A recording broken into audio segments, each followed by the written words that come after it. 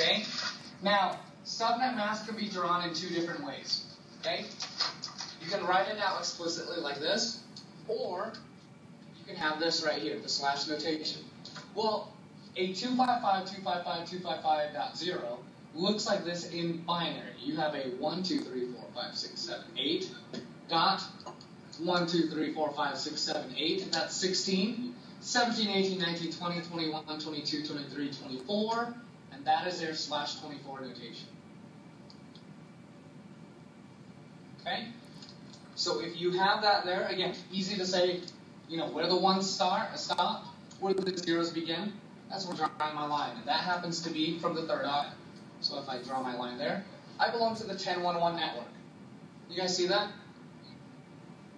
Very simple for an easy Class C address, right? Well, if I draw the line here for a slash 24, that's the same thing, slash 24. So now I know that I'm on different networks, the 1011, 1012, 1013. Each network is going to have its own separate broadcast, okay?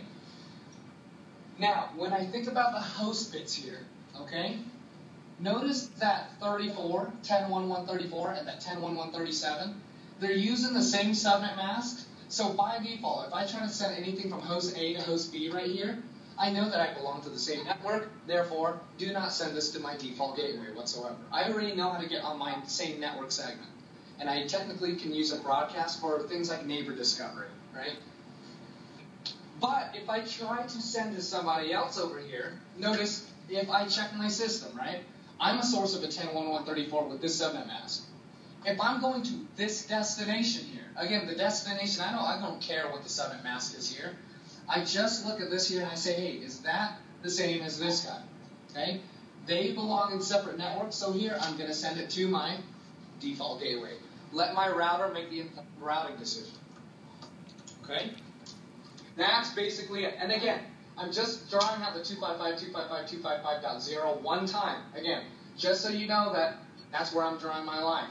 If it happened to be that this is 255.255.255.240, okay, that basically tells me there's 1, 2, 3, 4, 1, 2, 3, 4. Okay? 128 plus 64 equals 192, plus 32 equals 224, plus 16 equals 240.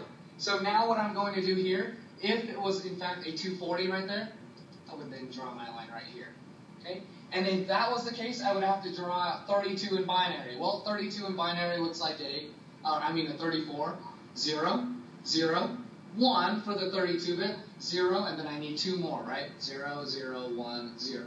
Okay? So that's where I'm drawing my line. Well, if I match all of this up, again, match the 0, that means 0. Match the 0. Match the 1. Match the 0. Okay? And then all these are just host bits here. I don't care what they are. That means this guy belongs to a 32 dot. Okay? Because all I'm doing with the subnet mask is matching it up. Hey, if I draw a 10 right here, that's a 0, 0, 0, 0, 1, 0, 1, 0. Well, if I match all 8 bits here, what are you going to get? A 10. Right? If I match all 1s, I mean a 1 here, 0, 0, 0, 0, 0, 0, 0, 1. If I match all 8 bits, what am I going to get? 0, 0, 0, 0, 0, 0, 0, 1, which is a 1. Okay? So that's why I don't particularly draw out all these 1s and 0s in binary anymore.